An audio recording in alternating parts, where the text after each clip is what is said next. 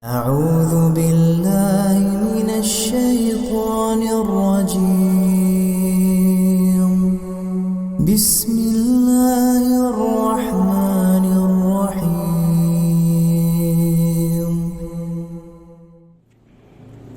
بسم الله الرحمن الرحيم. السلام عليكم ورحمة الله وبركاته. إن الحمد لله نحمده ونستعينه ونستغفره ونعوذ بالله من شرور أنفسنا ومن سيئات أعمالنا. من يهده الله فلا مضل له ومن يضلل فلا هادي له. أشهد أن لا إله إلا الله وحده لا شريك له وأشهد أن محمدا عبده ورسوله. اللهم صل وسلم وبارك على نبينا محمد وعلى آله وأصحابه أجمعين.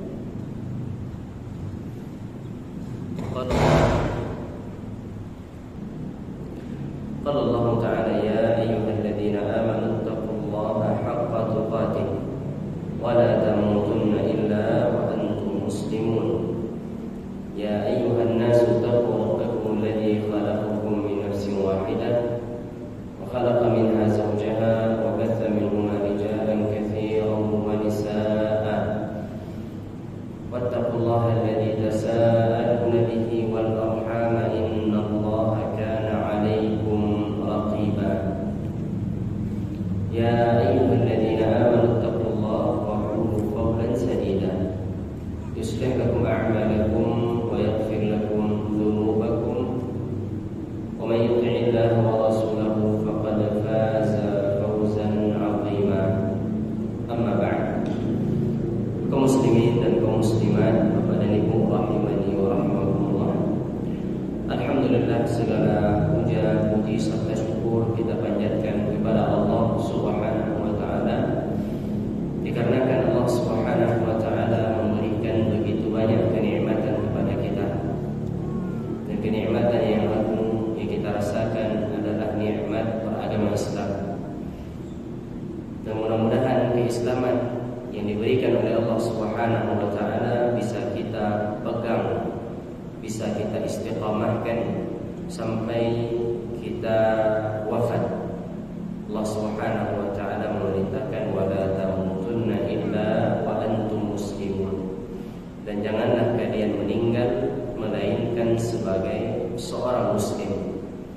Kemudian Allah Subhanahu wa taala juga berikan kepada kita di malam hari ini kemudahan untuk bisa hadir di salah satu di antara rumah Allah Subhanahu wa taala, tempat yang paling dicintai oleh Allah Subhanahu wa taala, tempat yang paling baik yang ada di muka bumi, yaitu masjid. Masjid adalah merupakan rumah Allah Subhanahu wa taala. Nabi sallallahu alaihi wasallam mengatakan, ahabbul biqa'i ila Allahi masajiduha. Sebaik-baik atau tempat yang paling Allah cintai yang ada di muka bumi ini adalah masjid. Maka kita berada pada tempat yang mulia. Kita berada pada tempat yang paling dicintai oleh Allah Subhanahu wa taala. Bukan hanya itu, Bapak dan Ibu rahimani wa rahimakumullah. Kita bukan sedang duduk-duduk saja di rumah Allah taala, melainkan kita sedang mempelajari ilmu agama. Dan ilmu agama adalah merupakan amalan terbaik setelah amalan-amalan wajib. Al-Imam Ahmad bin Hanbal rahimahullah ta'ala mengatakan, al-ilmu la ya'diluhu syai'un liman sahhat niyyatuhu. Ilmu itu pahalanya tak ada yang mampu menandingi bagi orang yang benar niatnya. Maka ini tugas kita bersama, adalah mengikhlaskan niat kita hanya untuk Allah Subhanahu wa taala. Kita duduk di majelis ini, kita duduk di rumah Allah ini adalah untuk mengharapkan pahala dari Allah, ganjaran dari Allah, serta ingin memasuki syurga Allah Subhanahu wa taala. Salat dan salam semoga senantiasa tercurah untuk Nabi kita Nabi Muhammad sallallahu alaihi wasallam, orang yang terbaik yang pernah menginjakkan kakinya di muka bumi ini. Seorang panutan, seorang teladan yang mana dengannya seseorang akan bisa memasuki surga Allah Subhanahu wa taala. dengan mengikuti ajarannya, maka seseorang dinyatakan sebagai orang-orang yang beriman. Kaum muslimin dan kaum muslimat, kepada ibu rahimani wa rahimakumullah. Di antara bukti cinta seseorang kepada Nabi sallallahu alaihi wasallam adalah dia mempelajari hadis-hadis dari Nabi sallallahu alaihi wasallam. Maka kita pada pertemuan kali ini, pada majelis kali ini, kita lanjutkan pembacaan hadis-hadis yang dikumpulkan oleh Imam An-Nawawi rahimahullah taala dalam kitab beliau Riyadhus Shalihin. Pada pertemuan yang lalu, sebelum Ramadan, kita telah sampai kepada bab tentang taubat. Kita masuk kepada hadis yang ke-15.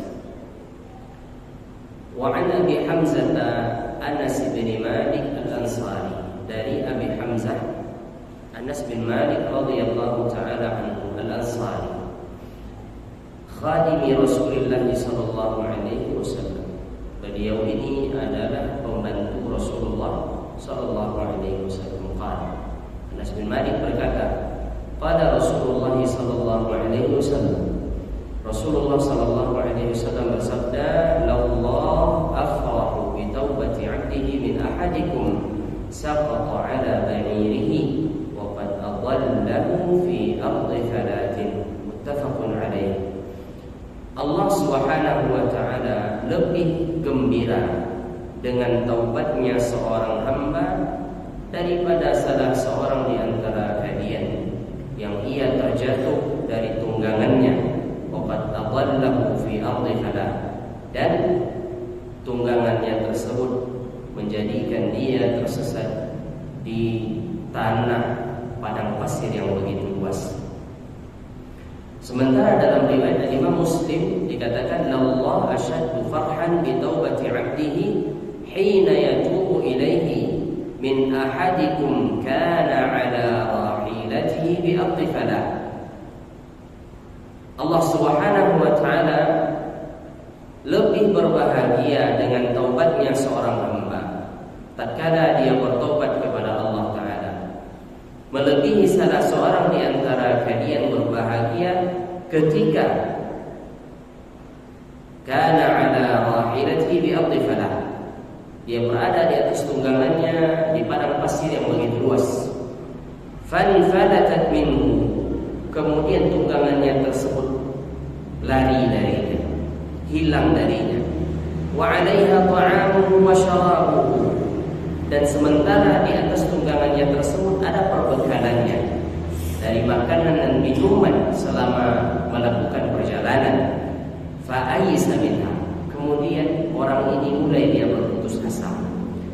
Fa'ata syajaratan fattaja'a fi dhilliha, maka ia pun mendatangi sebatang pohon dan ia pun bersandar dan bernaung di bawah pohon tersebut.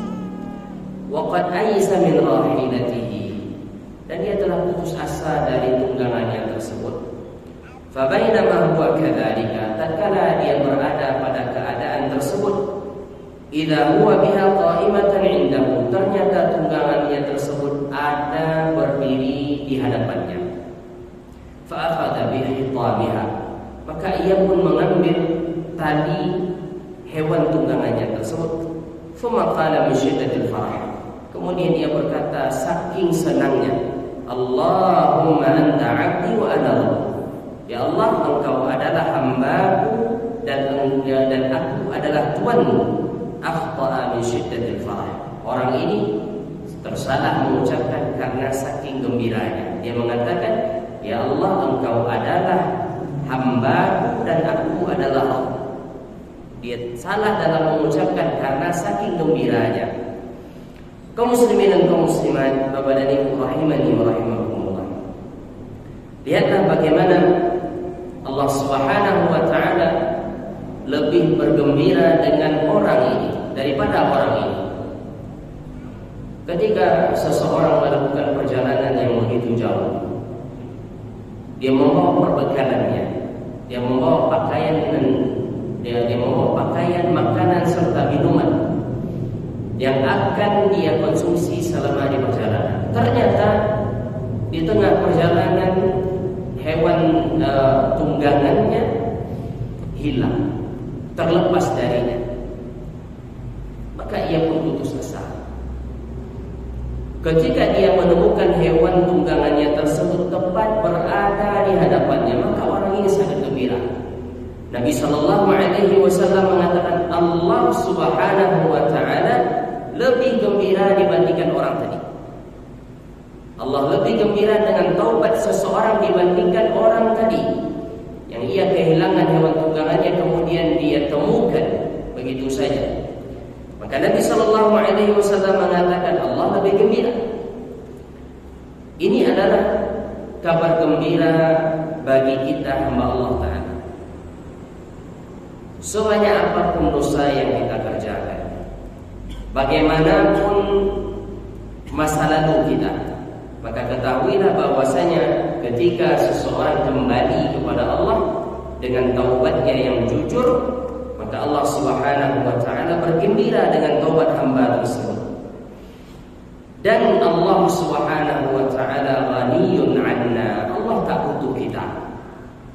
Allah tidak butuh taubat kita. Jangan kita sangka Allah bergembira dengan taubat kita berarti Allah butuh dengan taubat kita. Tidak. Justru yang butuh kepada taubat itu adalah kita sendiri. Yang akan mendapatkan manfaat dari taubat tersebut adalah kita. Janganlah salah seorang beranggapan kalau seandainya dia bertaubat kepada Allah maka itu akan menguntungkan Allah. Itu akan menambah kekuasaan Allah Subhanahu wa Ta'ala. Lihatlah bagaimana mulianya Allah. Allah tak butuh kita. Tapi tatkala kita bertaubat kepada Allah, Allah bergembira dan Allah bahagia. Allah Subhanahu wa Ta'ala memaafkan dan Allah Subhanahu wa Ta'ala memberikan ampunan. Walihada yafrahu bi taubatil insan. Dan oleh sebab ini Allah Subhanahu wa Ta'ala senang dengan taubatnya seseorang. Kemudian kaum muslimin dan kaum muslimat rahimani wa rahmakumullah, di dalam hadis ini juga ada anjuran agar kita senantiasa bertaubat kepada Allah Subhanahu wa Ta'ala. Karena taubat adalah perkara yang Allah cintai. Taubat adalah amalan yang akan mendatangkan kemaslahatan bagi seorang hamba. Makanya dalam hadis yang berlalu, Nabi SAW adalah orang yang memperbanyak taubatnya. Nabi SAW tak kurang taubatnya dan istighfarnya dalam sehari itu 100 kali. Karena Nabi SAW mengetahui bahwasanya semakin seseorang memperbanyak taubat, semakin Allah mencintainya. Kemudian kepada nimu rahimani wa rahmakumullah, di dalam hadis juga dijelaskan bahwasanya Allah Subhanahu wa Ta'ala memiliki sifat al-farah. Al-farah yaitu senang, bahagia. Allah Subhanahu wa Ta'ala memiliki sifat bahagia. Siapa yang mengatakan? Nabi sallallahu alaihi wasallam. Nabi sallallahu mengatakan Allah afrah. Allah lebih berbahagia. Akan tetapi bahagianya Allah Subhanahu wa Ta'ala tak sama dengan bahagianya manusia. Laisa kamitslihi syai'un wa huwas samiul basir. Tak ada yang serupa dengan Allah Subhanahu wa Ta'ala. Tak ada sesuatu pun yang serupa dengan Allah. Allah Maha mendengar dan Allah Maha melihat. Maka seorang muslim tatkala sampai kepadanya nama dan sifat Allah Subhanahu wa Ta'ala, maka hendaknya dia fahami sebagaimana mestinya. Sebagaimana dikatakan oleh para ulama kita terlebih dahulu, mereka mengatakan amirruha kama ja'at. Pahami ayat sifat dan ayat nama-nama Allah tersebut sebagaimana datangnya, tanpa harus diselewengkan maknanya. Kemudian Bapak dan Ibu rahimani wa rahimakumullah, di dalam hadis ini juga ada pelajaran bagi kita semua bahwasanya apabila seorang manusia dia tersalah di dalam mengucapkan sesuatu walaupun ungkapan tersebut adalah ungkapan kufur, maka dia tidak dihukumi dengan ucapan tersebut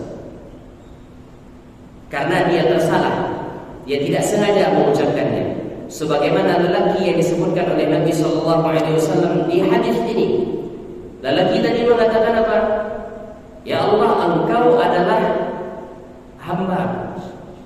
dan aku adalah Rabb. Ini ucapan kufur. Kalau seandainya seseorang mengucapkan ini dalam keadaan dia menyadari apa yang dia ucapkan, maka dia telah keluar dari agama Islam. Akan tetapi lelaki ini tersalah di dalam mengucapkan, sehingga dia tidak diberikan hukuman. Kemudian Bapak dan Ibu rahimani wa rahimakumullah, begitulah syariat Islam. Ketika seseorang mengucapkan sesuatu, zallah, tergelincir dia dalam ucapannya, sementara dia tidak mengetahui, sementara dia tidak sengaja, maka Allah Subhanahu wa taala tidak akan memberikan dosa atas ketidaksengajaannya tersebut. Fa idza akhta al-insanu bi kalimatin, kalau seandainya manusia tersalah di dalam mengucapkan satu kata, dan kata itu adalah kata yang mengandung kekufuran, fa innahu la yu'akhadhu biha, sungguhnya orang ini tidak dihukum dikarenakan ucapannya tersebut. Begitu juga apabila dia mencela seseorang. Lau sabba ahadan ala wajhil khata' biduni qasdin, kalau seandainya dia mencela seseorang tanpa bermaksud dia mencela, walau sabba ahadan ala wajhil khata', dia mencela orang ala wajhil khata' biduni qasdin, dia tersalah di dalam mencela dan dia tidak bermaksud. Atau talaqa zaujatahu ala wajhil khata' biduni qasdin, atau dia menceraikan istrinya tersalah tanpa adanya maksud. Begitu pula kalau seandainya dia memerdekakan budak dan dia tersalah di dalam mengucapkan tanpa adanya maksud, maka hal-hal seperti ini, apa yang dikeluarkan oleh lisannya atas dasar ketidaksengajaan, maka tidak bisa dibangun di atasnya suatu hukum. Tidak bisa dibangun di atasnya suatu hukum. Kalau seandainya misalnya seorang dia tidak bermaksud untuk mencela orang tersebut, bisa jadi zallatul lisan, tergelincir lisannya. Dia tidak bermaksud untuk mencela, dia tidak bermaksud untuk menjelek-jelekkan orang tersebut, akan tapi lisannya lebih dahulu untuk mengeluarkan ungkapan-ungkapan. Maka orang ini tidaklah dia diberikan hukuman atas ketidaksengajaan tersebut. Kemudian Bapak dan Ibu rahimani wa rahimakumullah, begitu juga halnya dengan kalagwi fil yamin, seperti orang yang mudah di dalam bersumpah. Seperti orang yang mudah dalam bersumpah, Allah Subhanahu wa taala berfirman, la yu'akhidukumullahu billagwi fi aymanikum. Allah Subhanahu wa taala tidak memberikan hukuman kepada kalian atas al-lagw fi aymanikum, sumpah yang sia-sia. Walakin yu'akhidukum bima kasabat qulubukum, akan tapi yang Allah ambil dari kalian adalah apa yang kalian maksudkan dengan hati kalian. Kaum muslimin dan kaum muslimat rahimani wa rahimakumullah, kalau seandainya seseorang melakukan tersebut karena ketidaksengajaan, maka Allah akan memberikan hukuman. Allah tidak akan menghukum seseorang. Berbeda halnya dengan orang yang bermain-main, berolok-olok dengan suatu ungkapan, yang mana mungkin ungkapan ini ada mengandung kekufuran. Dia bermain-main dengan ungkapan tersebut. Maka orang yang seperti ini bisa jadi dia terjerumus ke dalam kekufuran tanpa ia sadari. Ada sebagian orang-orang berolok-olok dengan agama. Dia berolok-olok dengan syariat salat, dia berolok-olok dengan syariat jilbab, dia berolok-olok dengan syariat sunnah Nabi SAW. Misalnya seseorang diperintahkan untuk meninggikan pakaian bagi laki-laki, seorang laki-laki disunnahkan untuk membiarkan jenggotnya tumbuh. Sebagian orang datang memperolok-olok sunnah Nabi SAW, bukan karena dia tak sengaja, tapi memang maksudnya adalah untuk memperolok sunnah Nabi SAW. Maka orang ini bisa jadi terjerumus dia ke dalam kekufuran tanpa dia sadari. Ada sebagian orang, ya wal'iyadu billah, dia berolok-olok dengan gerakan sholat. Ada sebagian orang berolok-olok dengan lafaz-lafaz syariat. Kalaulah seandainya Bapak dan Ibu rahimani wa rahmatullah, kalaulah seandainya orang ini memikirkan dampaknya, maka tak akan berani dia memperolok-olok agama ini. Allah Subhanahu wa taala berfirman dalam surat At-Taubah. Ada salah seorang di zaman itu, orang-orang munafikin, orang-orang musyrikin. Dia memperolok Nabi SAW dan para sahabat. Dia memperolok Nabi SAW. Kemudian disampaikanlah kepada Nabi SAW apa yang mereka ucapkan. Ditegur oleh Nabi SAW, kemudian mereka minta maaf. Allah turunkan ayat ini. Allah Subhanahu wa taala berfirman, "Wa la in sa'altahum la yaqulunna inna kunna nakhudu wa nal'ab." Wahai Muhammad, kalau seandainya engkau bertanya kepada mereka, kenapa mereka ucapkan itu? Maka mesti mereka akan mengucapkan, kami hanya bergurau dan bermain-main saja. Kami hanya menghabiskan waktu dalam perjalanan berbicara ngobrol. Qul abillahi wa ayatihi wa rasulihi kuntum tastahzi'un. Katakanlah kepada mereka, wahai Nabi Muhammad sallallahu alaihi wasallam, apakah dengan Allah, dengan Rasulnya, apakah dengan Allah, dengan ayat-ayatnya, dengan Rasulnya kalian bergurau, kalian memperolok-olok? La ta'tadiru qad kafartum ba'da imanikum. Jangan kalian minta maaf. Jangan kalian memberikan uzur apa-apa. Karena sesungguhnya kalian telah kufur setelah kalian beriman. Pahami ayat ini. Agar seseorang tidak bermudah-mudahan di dalam bergurau, ya, bermain-main pada lafaz syariat, memperolok-olok aturan syariat.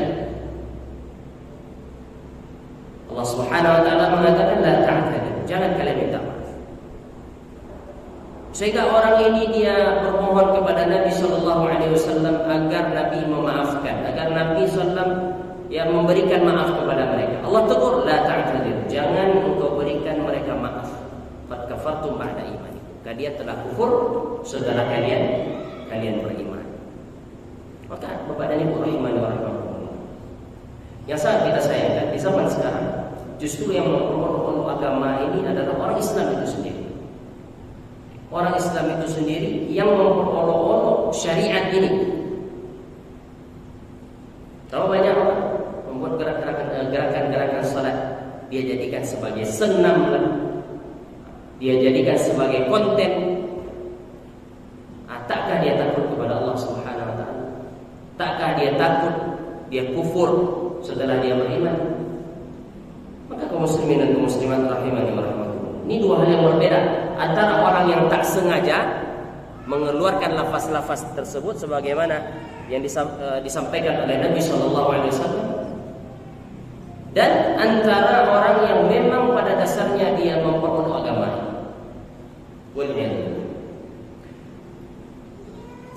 Kaum muslimin dan kaum muslimat kepada Nabi rahimani wa rahimakumullah. Hadis yang berikutnya, hadis yang ke-15 ini menjelaskan kepada kita apa?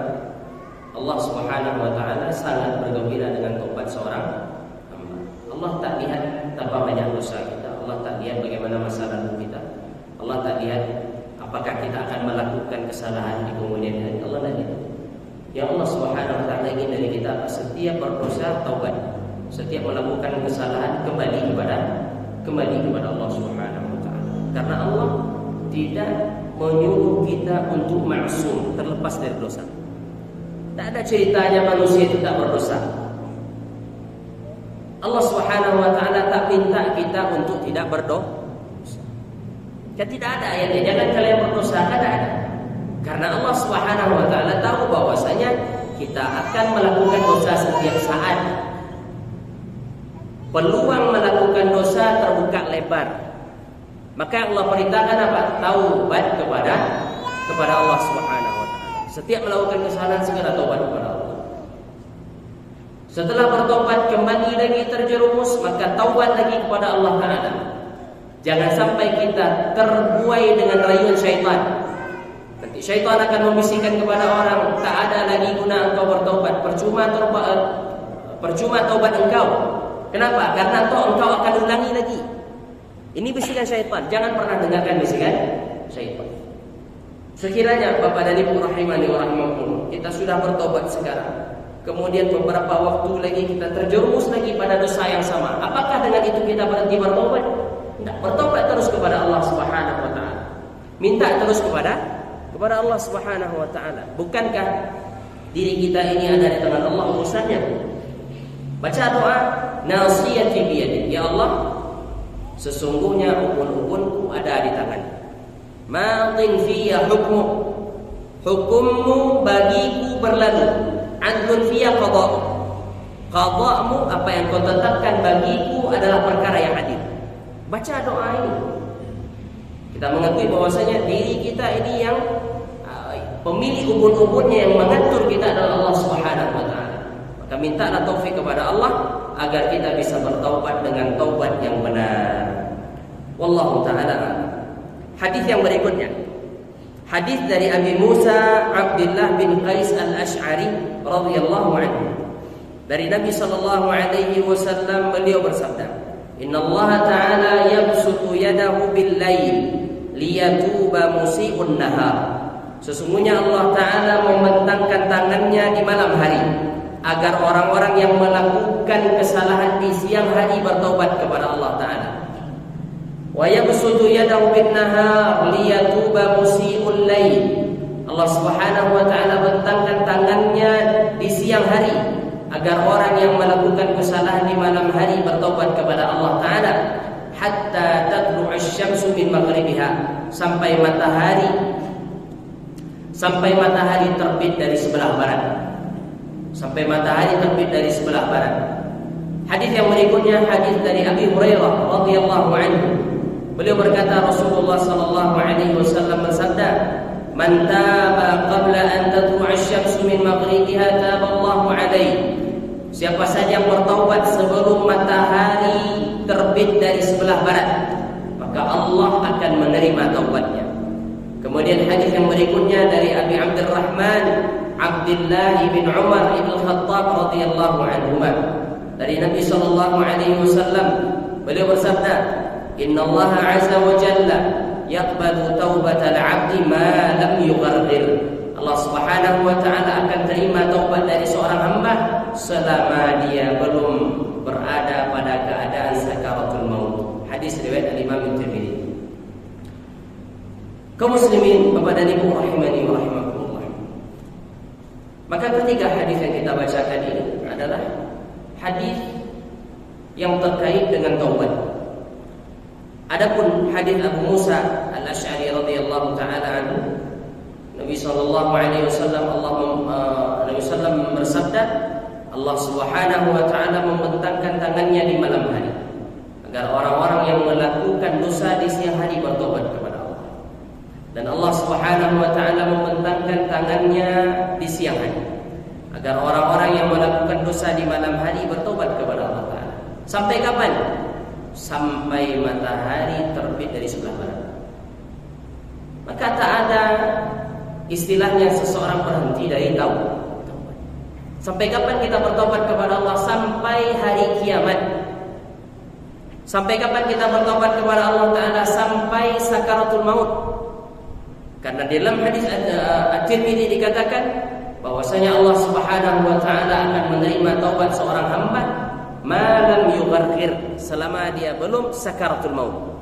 Kalau sudah sakaratul maut, berjumpa dia dengan malaikat maut, maka pintu taubat baginya telah tertutup.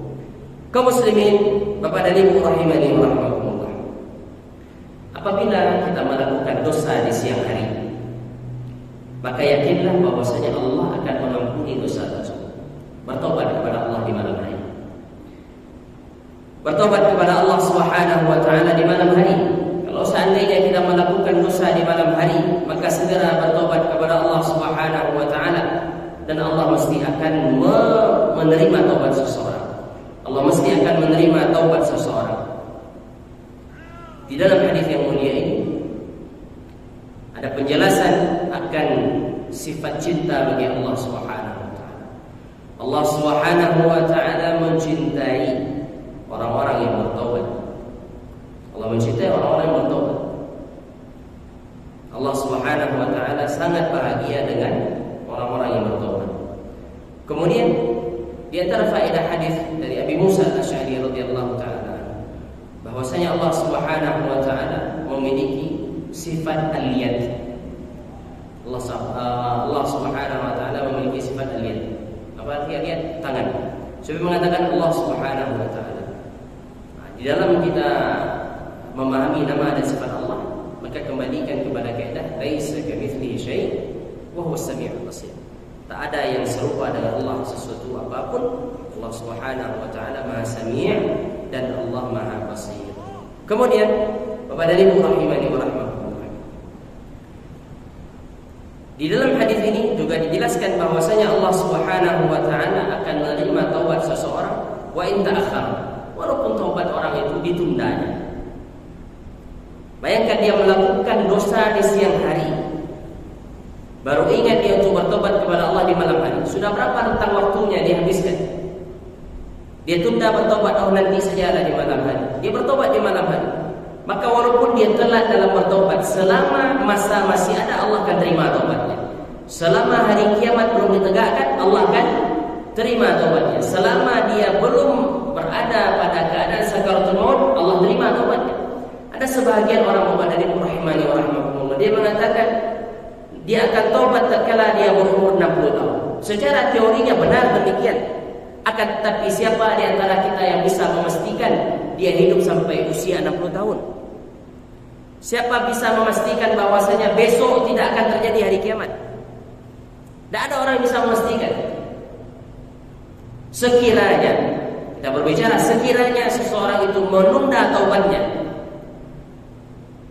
dan dia benar-benar bertobat kepada Allah Subhanahu wa taala, maka Allah akan menerima taubatnya tersebut. Dalam hadis ini dikatakan bahwasanya orang melakukan kesalahan di siang hari, mestinya kan dia bisa bertobat di siang hari itu. Dia lakukan kesalahan di siang hari, kemudian dia teringat untuk bertobat di malam hari, maka Allah terima taubatnya. Begitu pula orang melakukan kesalahan di malam hari. Malam hari tak ingat dia untuk bertobat. Masuk siang hari baru ingat dia untuk bertobat kepada Allah Ta'ala, maka Allah akan menerima taubatnya. Walakinnal mubadarata bitaubati hiyal wajib. Akan tapi segera bertobat ini adalah merupakan perkara yang wajib. Segera bertobat. Karena insana la yadri, karena manusia tak tahu. Faqad yafja'uhu al-maut fayamutu qabla an yatub. Bisa jadi kematian itu datang tiba-tiba, dia belum sempat bertobat, kemudian dia mati. Fal wajibu al-mubadarah. Maka yang wajib bagi seseorang adalah dia segera bertobat kepada Allah Subhanahu wa taala. Jangan tunda untuk bertaubat. Wa fi hadzal hadis, kemudian dalam hadis ini juga dijelaskan dalilun ala anna asy-syamsa idza tala'at min maghribiha intaha qabulut taubah. Matahari kalau seandainya telah terbit dari sebelah barat, maka telah habis peluang untuk bertaubat. Tidak ada lagi. Bapak dan Ibu rahimani wa rahimakumullah, terbitnya matahari dari sebelah barat ini terjadi tatkala dia terbenam, kemudian di saat itu dia keluar lagi. Dia terbenam dari sebelah barat, kemudian tiba-tiba setelah terbenam dia keluar lagi dari sebelah barat. Berarti tidak sempat adanya malam. Sebagian orang berpikiran seperti ini, dia sempat tidur dahulu, kemudian besok pagi ternyata matahari terbit dari sebelah barat. Nah, itu maksudnya. Maksud matahari terbit dari sebelah barat itu ketika matahari terbenam dari sebelah barat, orang beranggapan apa? Akan terjadi malam. Sehingga mereka bisa istirahat. Ternyata sesaat beberapa matahari tenggelam, ia kembali muncul. Maka dengan itu orang semuanya terkaget. Orang semuanya terkejut. Kenapa? Karena memang Hari kiamat itu terjadinya tiba-tiba. Tidak bisa diprediksi. Dikarenakan ia terjadi tiba-tiba, maka hendaknya seseorang jangan menunda taubat. Jangan waktu taubat itu habis baru kita ingat untuk bertaubat. Walakin qad yas'alu sa'il. Mungkin seorang bertanya, hal syams tatlu' min maghribiha? Apakah mungkin matahari itu terbit dari sebelah barat? Kita katakan mungkin.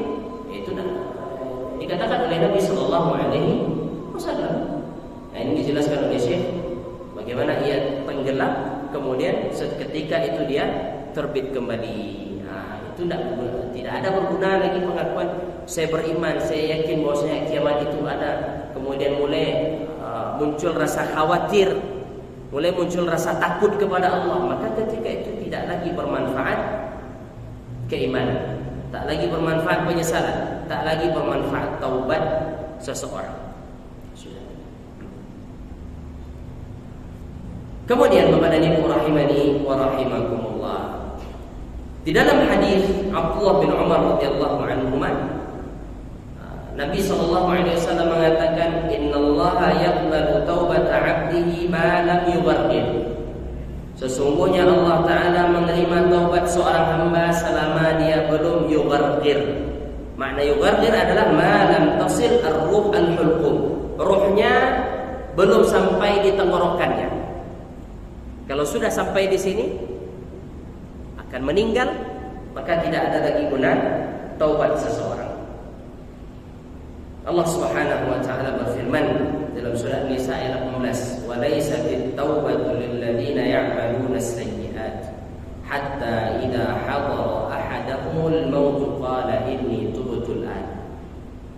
Tidak ada taubat bagi orang-orang yang melakukan as-sayyi'at, kesalahan.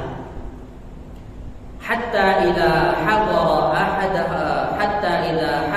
ahadahumul maut, ketika mendatangi salah seorang di antara mereka kematian, baru dia mengatakan qala inni tubtul an. Dia berkata, sekarang saya baru taubat. Tidak ada, kata Allah Ta'ala, tidak sah taubat orang ini. Tidak ada taubat bagi orang yang seperti ini. Dia melakukan kesalahan, kemaksiatan demi kemaksiatan, kemudian tatkala sakaratul maut dia mengatakan inni tubtul an. Tidak ada gunanya. Sebagaimana Fir'aun tatkala dia telah dihadapkan dengan kematian, dia mengatakan amantu bi rabbi Musa wa Harun. Saya beriman dengan Rabbnya Musa dan Harun. Tak ada guna lagi keimanan tatkala itu. Kenapa? Karena dia sudah dihadapi dengan kematian. Sudah dihadapkan dengan kematian. Baru muncul keyakinan, baru muncul keimanan, baru muncul keinginan untuk bertobat. Maka dikatakan tak ada lagi. Tidak sah taubat seorang. Dia tunda-tunda taubat, kemudian datang kematian, baru dia mengatakan inni tubtul an. Sungguhnya saya sekarang baru bertaubat. Maka tatkala proses sakaratul maut, Bapak dan Ibu rahimani wa rahimakumullah, apa yang sekarang gaib bagi kita, tatkala sakaratul maut itu akan menjadi nyata.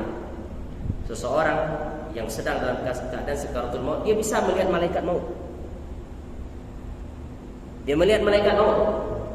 Sehingga itu dia yakin bahwasanya dia akan berpindah kepada alam barzakh. Dia akan berpindah kepada alam kubur. Makanya dia mengatakan ini tubtul an. Saya sekarang baru taubat. Kalau di dunia kan masih perkara gaib. Seseorang bisa jadi tak yakin dia ada malaikat maut yang mencabut rohnya. Tatkala dia dalam keadaan sakaratul maut, maka apa yang dia selama ini meyakini itu perkara lain akan hadir di hadapan matanya. Sebagaimana hadis dari Nabi sallallahu alaihi wasallam diriwayatkan oleh Imam Bukhari dalam hadis yang sangat panjang. Sudah ada. Baik, insyaallah kita akan lanjutkan setelah salat Isya. Wassallallahu wasallam wa baraka ala nabiyina Muhammad wa ala alihi washabbihi ajma'in. Assalamualaikum warahmatullahi wabarakatuh.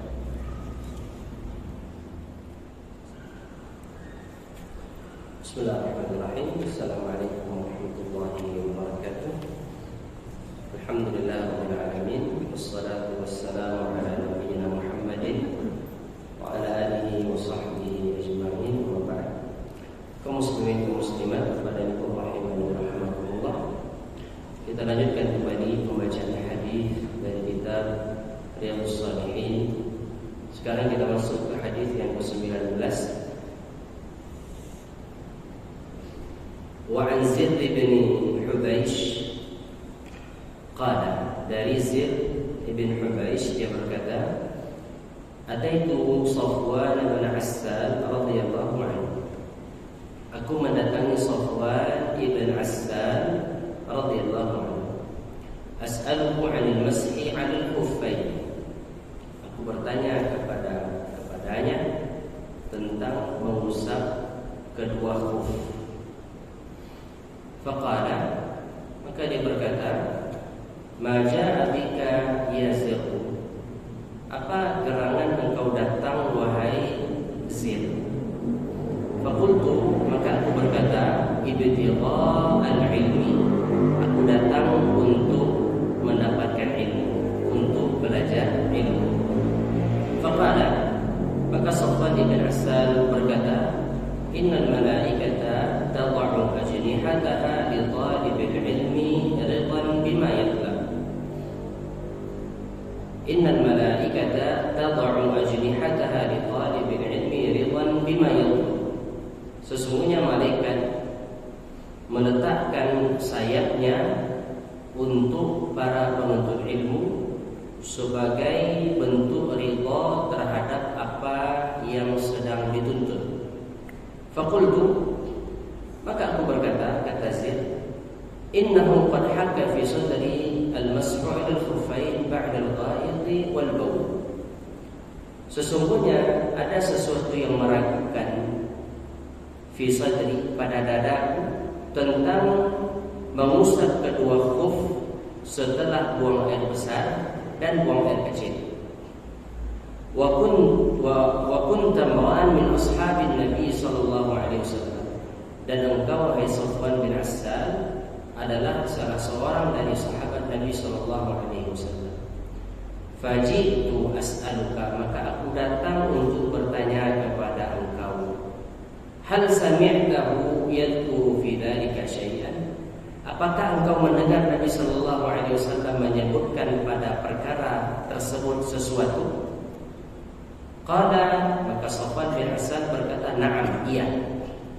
Kana ya'muruna idza kunna safaran aw musafirin alla nanzi'a khifafana thalathata ayyamin wa layalihinna illa min janabatin. Nabi sallallahu alaihi wasallam memerintahkan kepada kami apabila kami bersafar agar kami tidak melepaskan khuf kami selama 3 hari 3 malam kecuali dari junub. Lakin min ghaidin wa baulin wa naumin, akan tetapi berlaku mengusap khuf tersebut dari buang air besar dan buang air kecil serta dari tidur. Kaum muslimin dan kaum muslimat kepada rahimani wa rahimakumullah. Yang dimaksud dengan khuf itu adalah sesuatu yang digunakan pada kaki dan ia menutupi semua kaki sampai kepada mata kaki. Itu namanya khuf di dalam istilah ulama fikih. Nah, kalau kita mengatakan sepatu yang menutupi sampai menutupi mata kaki, bukan sepatu yang pendek, tapi sepatu itu tinggi sampai menutupi mata kaki. Bagi musafir boleh dia untuk mengusap pada khuf tersebut selama 3 hari 3 malam. Dalam artian dia tidak membuka khuf itu sama sekali. 3 hari 3 malam dia gunakan khuf itu. Ketika dia berwudu maka tak perlu dia membuka khuf tadi, cukup dia mengusap di atas khuf tersebut. Nah, sebagai para ulama mengatakan sama hukumnya dengan khuf, itu kaos kaki yang panjang sampai menutupi mata kaki. Maka itu yang ditanyakan oleh Zir kepada Safwan bin Assal. Bagaimana hukumnya wahai Safwan bin Assal? Ya, seseorang buang air besar atau dia buang air kecil, kemudian bagaimana dengan berwuduknya? Haruskah dia melepas khufnya atau bolehkah dia mengusap di atas khufnya? Seorang buang air besar, kemudian setelah itu dia ingin berwuduk.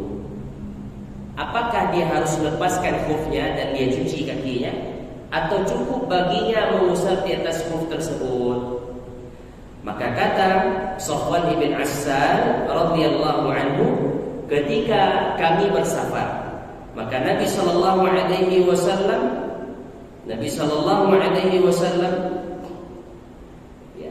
mengatakan agar kami tidak membuka khuf kami. Ya, alla nanzi'a khifafana thalathata ayyamin wa layalihinna, agar kami tidak membuka khuf kami selama 3 hari 3 malam. Illa min janabatin, kecuali kalau seandainya dia junub. Kalau dia junub maka harus dia lepaskan khufnya. Kemudian dikatakan lakin min gha'itin wa baulin wa naumin, mengusap khuf itu berlaku kalau seandainya engkau buang air besar, batal wudu. Maka ingin berwudu lagi, cukup engkau anggota wudu seperti biasa, cuci muka, kemudian tangan sampai siku, kemudian mengusap kepala, telinga. Kemudian setelah itu engkau cukup mengusap bagian atas daripada khuf saja. Nah, itu berlaku kalau seandainya engkau buang air besar, buang air kecil, dan tidur. Fakultu, kemudian Zir bin Hubaish berkata, aku berkata, hal sami'tahu yadhkuru fil hawa syai'an? Apakah engkau mendengar dari Nabi sallallahu alaihi wasallam bahwasanya beliau menyebutkan fil hawa syai'an, ya, tentang kecondongan, tentang rasa cinta? Qala, maka Safwan bin Assal berkata, na'am, iya, pernah mendengar dari Nabi sallallahu alaihi wasallam. Kunna ma'a Rasulillah sallallahu alaihi wasallam fi safar. Kami bersama Rasulullah sallallahu alaihi wasallam di dalam suatu safar. Fa baina nahnu 'indahu, tatkala kami sedang berada di sisi Nabi sallallahu alaihi wasallam, idh nadahu a'rabiyyun bi sautin lahu jahwariyun. Maka ketika itu salah seorang Arab Badui memanggil Nabi sallallahu alaihi wasallam dengan suara yang begitu tinggi, suara yang begitu keras. Arab Badui tadi berkata, "Ya Muhammad, wahai Muhammad." Fa'ajabahu Rasulullah sallallahu alaihi wasallam nahwan min sauti. Maka Nabi sallallahu menjawab seruan tersebut. Ha'um, ya. Fakultu lahu. Maka Safwan bin Assal berkata, saya berkata kepada Arab Badui tadi, waihak urdud in sautika fa innaka 'inda Nabi sallallahu alaihi wasallam. Celaka engkau wahai Arab Badui, rendahkanlah suaramu, sesungguhnya engkau berada di sisi Nabi sallallahu alaihi wasallam. Tak pantas engkau teriak-teriak di hadapan Nabi. Rendahkan suara engkau wahai Arab Badui. Wa qad nuhita 'an hadha, sungguh engkau telah dilarang untuk berucap seperti ini, mengeraskan suara di sisi Nabi sallallahu alaihi wasallam. Faqala, Arab Badui tadi mengatakan, wallahi la aghdud, demi Allah saya tidak akan rendahkan suara saya. Qala al-Arabi, Arab Badui ini mengatakan, al-mar'u yuhibbul qauma wa lamma yalhaq bihim. Seseorang mencintai suatu kaum walamma yalhaq bihim, dan apakah orang ini akan diikutkan dengan mereka? Seorang mencintai kaum, apakah kelak dia akan diikutkan dengan kaum tersebut? Faqala Nabi sallallahu alaihi wasallam, Nabi sallallahu mengatakan, al-mar'u ma'a man ahabba yaumal qiyamah. Sesungguhnya seseorang itu akan bersama siapa saja yang ia cintai, Allah kumpulkan pada hari kiamat. Fama zala yuhadithuna hatta dzakara baban min al-maghrib. Maka Safwan bin Assal berkata, Maka Nabi SAW senantiasa mengucapkan kepada kami, sampai-sampai Nabi SAW menyebutkan ada satu pintu di daerah Maghrib yang mana kalau seandainya ditempuh perjalanan menuju sana itu menghabiskan waktu 40 sampai 70 tahun. Kemudian Nabi SAW mengatakan, Arwa ini Sufyan bin Hasan mengatakan, dan itu ke arah Syam, min qibali Syam. Rasulullah tunjuk ke arah Syam. Kemudian Nabi mengatakan, khalaqahu, Allah menciptakan daerah tersebut yang luas tersebut tatkala Allah menciptakan langit dan bumi, maftuhan di taubat, sepaket Allah buka ya dengan pintu taubat. Dalam artian apa? Pintu taubat itu Allah buka begitu luasnya. La yughlaqu hatta tatlu'a asy-syamsu minhu. Dan pintu itu pintu yang begitu luas tadi tidak akan tertutup sampai matahari terbit dari sebelah barat. Sampai matahari terbit dari sebelah barat. Hadis ini diriwayatkan oleh Imam Tirmidzi dan yang lainnya dikatakan hadis hasan sahih. Kaum muslimin dan kaum muslimat rahimani wa rahimakumullah. Poin pada hadis ini itu adalah apa yang diucapkan Nabi SAW di akhir hadis, bahwasanya ada pintu yang begitu luas, yang mana ini Allah Subhanahu wa taala ciptakan tatkala Allah menciptakan langit dan bumi. Dan pintu taubat terbuka begitu luas, kata Nabi SAW, tidaklah ia tertutup sampai apa? Tidaklah dia tertutup kecuali setelah matahari terbit dari sebelah barat. Nah, sebagaimana hadis yang kita baca sebelumnya. Adapun yang disampaikan di awal oleh Safwan bin Assal kepada Zir bin Hubaish radhiyallahu taala anhu, ini adalah tentang keutamaan. Pertama adalah tentang keutamaan ilmu. Tentang keutamaan ilmu disebutkan oleh Zir bin Hubaish tentang keutamaan ilmu. Kenapa engkau datang ke sini wahai Zir bin Hubaish? Kata Safwan bin Assal, engkau jauh-jauh datang dari daerah, engkau bertemu denganku, apa tujuan engkau? Maka Zir bin Hubaish mengatakan, tujuanku adalah untuk mendapatkan ilmu. Ini tujuan yang mulia. Tidaklah seorang berjalan untuk menuntut ilmu, melainkan dia telah berjalan pada jalan kebaikan, melainkan ia sedang berjihad di jalan Allah. Nabi SAW mengatakan, man kharaja fi talabil ilmi fahuwa fi sabilillahi hatta yarji'a. Siapa yang berjalan untuk menuntut ilmu, maka dia layaknya orang berjalan menuju jihad sampai dia kembali ke rumahnya. Maka orang-orang yang belajar agama, orang-orang yang keluar dari rumahnya mendatangi majelis-majelis ilmu, maka ia layaknya orang yang sedang berjihad di jalan Allah sampai ia kembali ke rumahnya. Maka itulah yang dilakukan Zir bin Hubaish.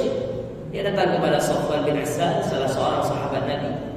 Tujuannya untuk belajar ilmu. Kemudian diberikan motivasi oleh Safwan bin Assal bahwasanya malaikat itu meletakkan sayap-sayapnya kepada penuntut ilmu sebagai bentuk ridhonya para malaikat terhadap apa yang sedang dituntut, apa yang sedang ingin diraih, yaitu ilmu tadi. Malaikat ridha. Kalau sudah malaikat ridha kepada Nabi rahimani wa rahmakumullah, maka lambat laun manusia akan ridha. Tapi kalau seandainya yang diraih adalah ridha manusia, belum tentu malaikat ridha, belum tentu Allah ridha. Maka dikatakan innal malaikata la tad'u ajnihataha li talibil ilmi ridhan bima yatlub. Malaikat itu mengepakkan sayapnya untuk para penuntut ilmu sebagai bentuk keridhaan mereka terhadap apa yang sedang dituntut. Maka ilmu yang dimaksud adalah ilmu agama, ilmu keimanan, ilmu tentang akidah yang benar, ilmu tentang tata cara ibadah, ilmu yang mendekatkan seseorang kepada Allah, ilmu yang menjadikan seseorang takut kepada Allah. Ini yang dimaksud dengan ilmu. Nah, bukan ilmu tentang dunia. Kalau ilmu tentang dunia kepada Nabi rahimani wa rahmatullah, seseorang hanya sebatas apa yang bermanfaat untuk dirinya saja. Ketika dia telah mendapatkan tujuannya, maka tidak ada guna lagi dia belajar. Apakah pernah kita melihat ketika seseorang misalnya dia belajar tujuannya agar bisa jadi pegawai, kuliah tujuannya jadi pegawai. Setelah dia jadi pegawai, apakah dia mau belajar ilmu itu lagi? Jawabannya tidak mau. Kenapa? Karena dia telah mendapatkan apa yang dia inginkan. Dia tidak akan belajar lagi.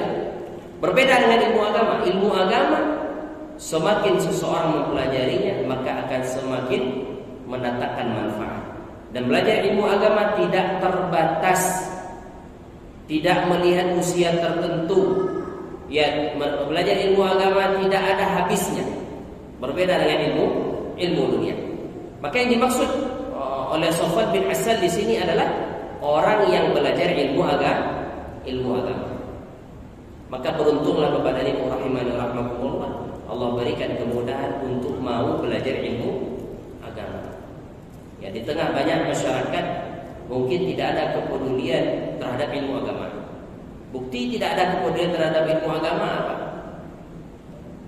Ada majelis-majelis ilmu, namun kebanyakan masyarakat tak mau datang. Nah, mereka merasa bahwasanya ilmu yang mereka pelajari dahulu telah cukup. Ilmu agama ini mereka bilang seadanya saja. Ilmu agama ini tak kurang dalam, kata mereka. Kita katakan ini anggapan yang salah. Ilmu agama ini harus senantiasa dipelajari. Jangan sampai kita hebat dalam masalah dunia tapi bodoh dalam masalah agama. Jangan. Kemudian Bapak dan Ibu rahimani wa rahimakumullah, di antara yang disampaikan oleh Sofwan bin Assal kepada Zaid bin Hubaish adalah kisah orang Arab Badui. Orang Arab Badui kepada Ibu rahimani wa rahimakumullah memang seperti itu adabnya. Ya, dia adalah orang yang hidup di pedalaman, sehingga etikanya adalah etika orang pedalaman. Datang dia ke Madinah berjumpa Nabi SAW, mereka tak beradab, sehingga ditegur oleh Sofwan bin Asal. Dia teriak-teriak di hadapan Nabi, ditegur. Tapi memang dasarnya dia seperti itu. Dia mengatakan, aku tak akan rendahkan suara. Kemudian dia bertanya kepada Nabi SAW, seseorang mencintai suatu kaum, lamma yalhaq bihim. Namun orang ini bisa jadi dia belum jumpa dengan kaum tersebut, bisa jadi dia tidak pernah bertemu, tapi apakah dia kelak bisa berjumpa dengan orang tadi? Maka dikatakan oleh Nabi SAW, al-mar'u ma'a man ahabba yaumal qiyamah. Seseorang itu akan dikumpulkan bersama orang yang dia cintai pada hari kiamat. Walaupun dia belum jumpa. Contohnya, kita belum jumpa dengan Nabi SAW. Apakah kita bisa berkumpul bersama Nabi SAW di hari kiamat? Jawabannya bisa. Kalau seandainya kita benar-benar mencintai Nabi. Kita tak pernah berjumpa dengan Abu Bakar radhiyallahu taala sekarang ini. Tapi apakah di akhirat kelak kita bisa jumpa dengan Abu Bakar? Bisa, kalau seandainya kita benar-benar mencintai Abu Bakar. Kita akan berjumpa dengan sahabat Nabi SAW ridwanullahi alaihim ajma'in kalau seandainya kita benar-benar mencintai mereka.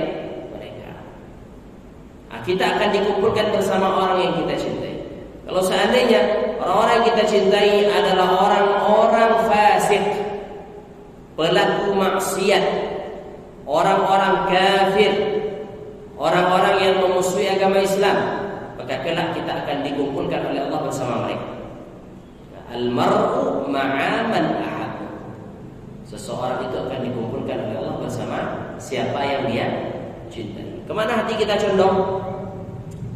Walaupun kita mengatakan perkara cinta kepada Nabi Muhammad rahimahullah adalah perkara hati.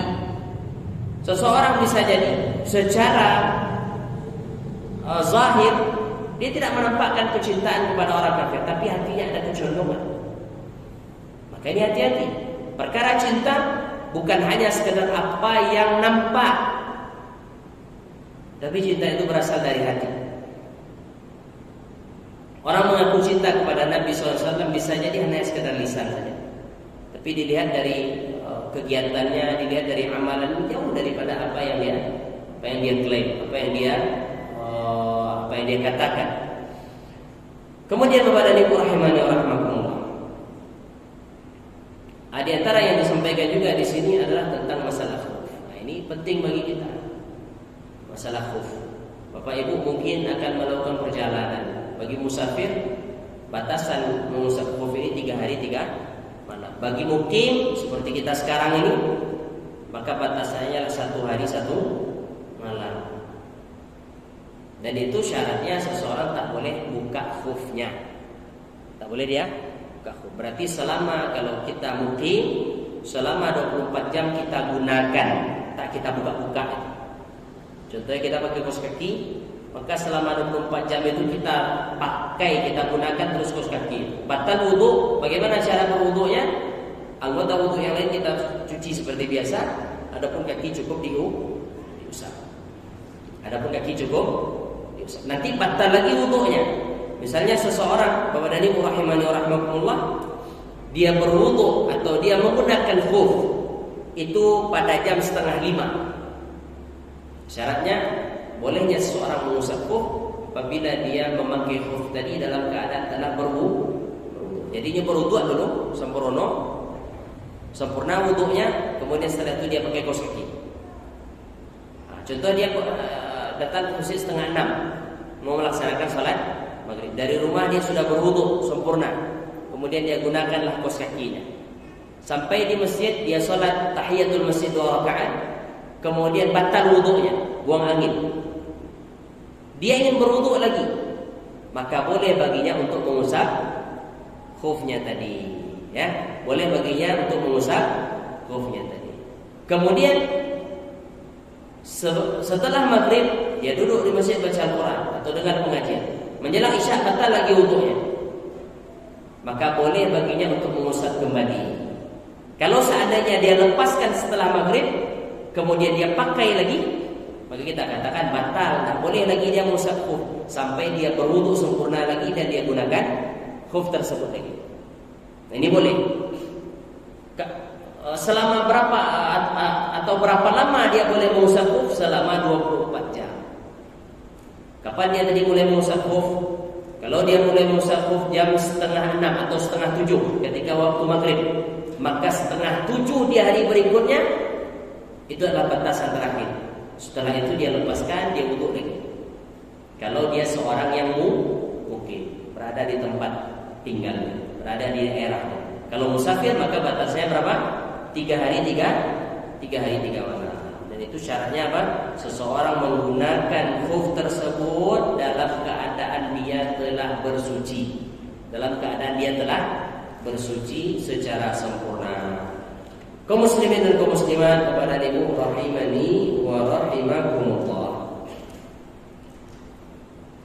Kemudian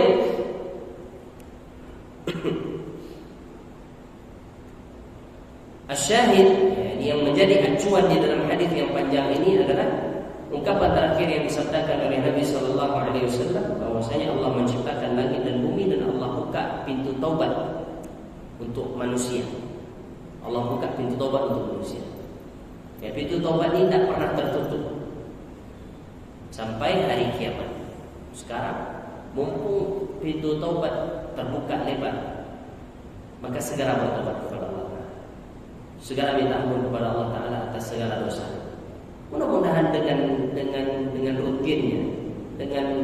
rutinnya seseorang bertobat kepada Allah di siang hari dan di malam hari, di setiap keadaan dia beristighfar kepada Allah, dia memohon ampun kepada Allah. Mudah-mudahan di antara taubat yang dipanjatkan itu ada taubat yang nasuha, sehingga dengan itu semua dosanya diampuni oleh Allah Subhanahu wa Ta'ala. Jangan pernah menganggap remeh taubat.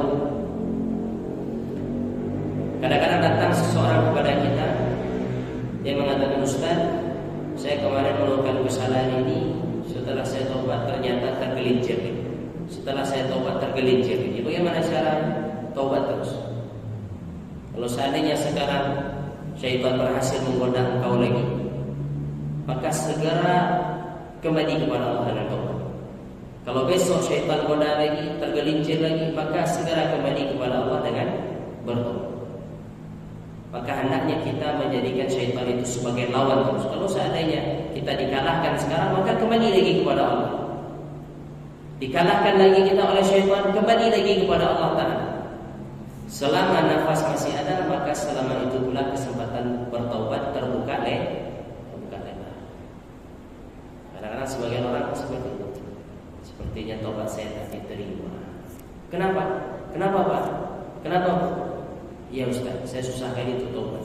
Sekarang saya taubat, besok saya lakukan lagi. Kita katakan, kalau seandainya engkau beranggapan seperti itu, ya sudah.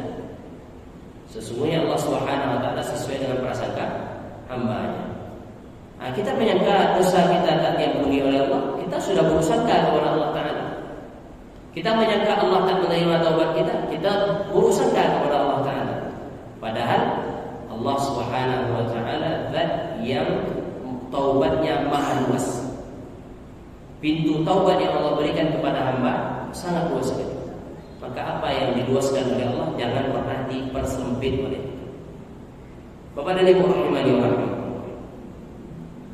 Maka hadis yang kita baca tadi semuanya itu menjelaskan kepada kita anjuran bagi kita manusia yang banyak dosa, banyak kesalahan ini agar senantiasa taubat kepada Allah Subhanahu wa Ta'ala. Ini masih beberapa hadis lagi.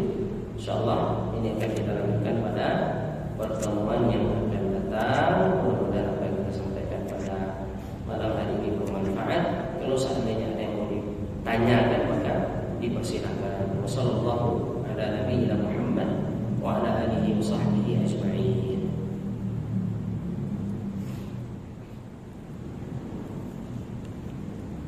Yang pertama, bismillah, ketika seorang melakukan dosa besar lalu ia ingin bertobat, apakah perlu melakukan salat taubat? Nabi sallallahu alaihi wasallam di dalam hadisnya mengatakan, apabila seorang hamba melakukan kesalahan, thumma yatawadda fa ahsanahu, kemudian dia berwudu dan dia perbagus wudunya, kemudian dia salat 2 rakaat, maka Allah Subhanahu wa Ta'ala ghufira lahu ma taqaddama min dhanbi, Allah akan ampuni dosanya yang berlalu. Syaratnya dia salat, dia perbagus wudunya, kemudian dia salat 2 rakaat, wala yuhadditsu fihi ma nafsa, dan dia khusyuk dalam salat 2 rakaat tersebut. Dia khusyuk dalam 2 rakaat tersebut. Illa melainkan akan Allah Subhanahu wa Ta'ala ampuni dosanya yang lain. Maka ini antara sunnah. Ketika seorang melakukan kesalahan, maka hendaknya dia berwudu dengan wudu yang sempurna, kemudian dia salat 2 rakaat secara khusyuk, maka dia akan diampuni oleh Allah Subhanahu wa Ta'ala dosanya. Kemudian berapa kali mengusap kuf? Mengusap kuf itu sekali saja. Yang namanya mengusap itu sekali. Wallahu ta'ala. Assalamualaikum warahmatullahi wabarakatuh. Apakah takbiran hari raya menggunakan musik termasuk bagian dari penistaan syariat? Jawabannya iya. Takbiran dengan menggunakan musik ini adalah penistaan terhadap kalimat Allah Subhanahu wa Ta'ala. Terlebih lagi sebagian orang menggandengkan musik dengan takbiran ini dengan musik yang tidak layak. Dengan musik yang tidak layak. Bukan berarti kita mengatakan ada musik yang layak, tidak. Semua musik yang digandengkan dengan kalimat-kalimat Allah ini adalah bentuk daripada penghinaan terhadap syariat Allah Ta'ala. Bentuk daripada penghinaan terhadap syariat Allah Subhanahu wa Ta'ala. Akan tetapi kebanyakan manusia tidak menyadarinya. Akan tetapi kebanyakan kaum muslimin tidak menyadarinya. Dia menganggap ketika dia memadukan antara takbir dengan musik itu, mereka menganggap itu adalah syiar. Padahal itu adalah bentuk daripada menghinakan kalimat Allah Subhanahu wa Ta'ala. Wallahu ta'ala. Kalau seandainya ada ungkapan atau ucapan seseorang yang mana orang ini mungkin dia adalah orang yang terpandang, kemudian digantikan ucapannya dengan musik-musik tersebut, mungkin dia tidak terima. Mungkin dia tidak terima. Kenapa? Karena bisa jadi ya ucapan tersebut ketika digantikan dengan musik justru menjadikan ucapan tersebut tidak lagi bernilai. Ya, orang akan menganggap ucapan ini ucapan yang remeh, ucapan yang rendah. Maka walillahil mathalul a'la, ya tak pantas bagi seseorang untuk menggandengkan ucapan-ucapan kalimat Allah Ta'ala dengan musik. Kalau seandainya pintu ini dibuka kepada Ibu rahimahullah, kemarin ada yang sempat viral Al-Quran itu dilantunkan dengan musik. Ada sempat viral di YouTube, Al-Quran itu dilantunkan dengan musik. Ada Al-Fatihah kemudian diiringi dengan musik. Ada surat Al-Ikhlas diiringi dengan musik. Mungkin ada katakan ini adalah penistaan terhadap agama Islam. Wallahu ta'ala. Menceritakan dosa atau maksiat yang kita lakukan kepada orang lain, apakah menjadi penghadang untuk tobat? Nabi Sallallahu Alaihi Wasallam mengatakan, ya, Nabi Sallallahu Alaihi Wasallam mengatakan, Inna Allah yaqbalu taubata, sesungguhnya Allah Subhanahu Wa Taala menerima taubat semua orang illal mujahirin, kecuali orang yang menjaharkan, orang yang menampakkan dosanya. Bagaimana bentuk orang menampakkan dosanya itu? Disampaikan oleh Nabi SAW. Dia melakukan dosa di malam hari, Allah tutupi dosanya. Kemudian dia di siang hari disampaikan kepada orang. Dia melakukan dosa yang tak ada yang tahu kecuali dia dan Allah Ta'ala. Allah tutup. Tapi justru malah dia yang mengumbar aibnya sendiri kepada orang lain. Maka Allah Subhanahu Wa Taala tidak menerima taubat orang yang mujahir, orang yang terang-terangan di dalam melakukan dosa. Wallahu ta'ala ini yang bisa kita sampaikan.